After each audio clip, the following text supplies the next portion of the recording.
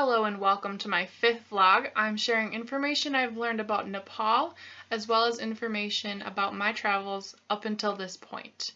Nepal, during the late 18th to early 19th centuries, consisted of many principalities and states, which united into a Nepalese kingdom. Nepal retained its independence following the Anglo-Nepalese War of 1814 to 1816. The government was a monarch, which eventually turned into a cabinet with political parties. Political parties were banned, however, in 1960, but then reinstated in 1990. An insurgency led by Maoists broke out in 1996, and then a 10-year civil war between Maoist and government forces resulted. And eventually they came up with a new constitution with a presidency, which was then replaced with a parliament. So that's where they're at right now. It's located in southern Asia between China and India. Nepal is slightly larger than New York State. The climate varies from cool summers and severe winters in the north to subtropical summers and mild winters in the south. It's landlocked, and the terrain is a flat river plain of the Ganges in the south and a central hill region with then rugged Himalayas in the north. Nepal contains 8 of the world's 10 highest peaks, including Mount Everest. There's a variety of ethnic groups and languages in Nepal, 123 mother tongues.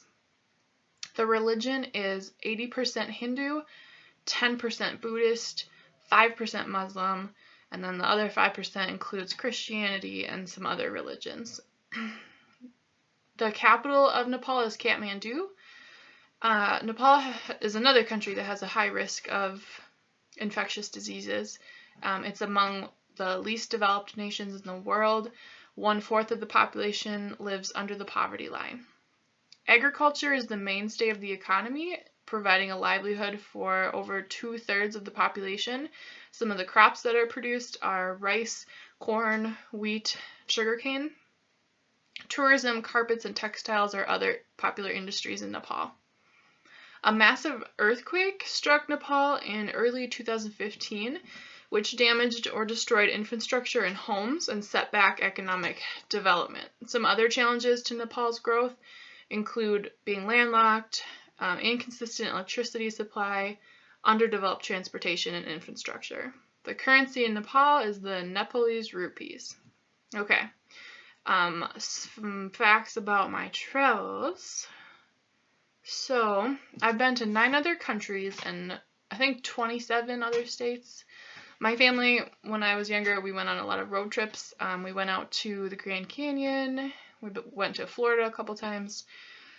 We have family in North Dakota, so we took a road trip out there every summer, probably of my whole life. My senior year of high school, left the country for the first time. I went to Germany, Italy, France, Austria, and Switzerland on an educational tour. In college, I got to backpack England and Scotland with one of my best friends, and that was like Europe. My high school trip to Europe gave me a taste of what the world could be like, but then that trip, one-on-one backpacking, that really developed my love for traveling, and just the people you meet and the things you see I think are really amazing. In high school, I went on mission trips to Duluth, Minnesota a couple times. I also went to Kentucky and Alaska on mission trips. In college, I went on mission trips to Honduras and Ireland.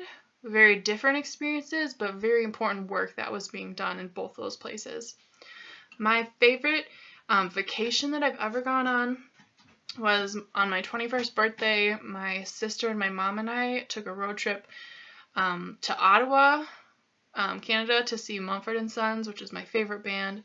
And then we made a loop around the Great Lakes. We went all the way out to Maine, and we got to see some amazing sights in Maine, and we saw Niagara Falls, and then we, went down around the Great Lakes and got to see some more cool stuff. So that was my favorite vacation that I ever got to go on, was just camping out with them.